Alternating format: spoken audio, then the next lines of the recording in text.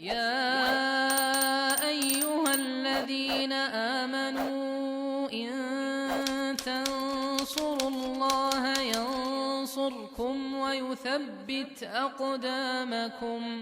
Ya, jadi memang istilah kata syariah di negeri kita ini banyak ya, terutama di masalah perbankan begitu. Tapi sayangnya sampai hari ini itu hanya sekedar istilah baru istilah begitu. Tapi kalau kita katakan dia murni syariah belum ada.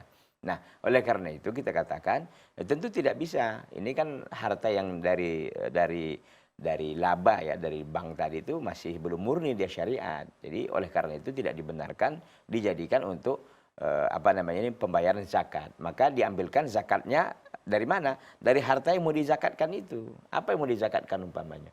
Emas umpamanya. Diambilkan dari situ kan. Kita tahu emas kan zakatnya 2,5%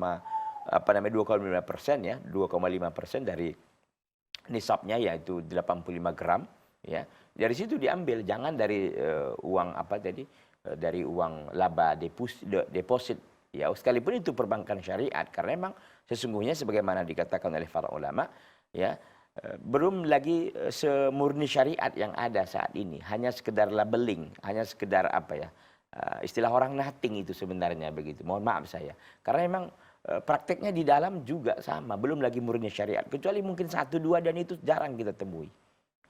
Begitu. Yang memperlakukan akad-akadnya itu memang murni syariah. Wallahu taala. Baik, ini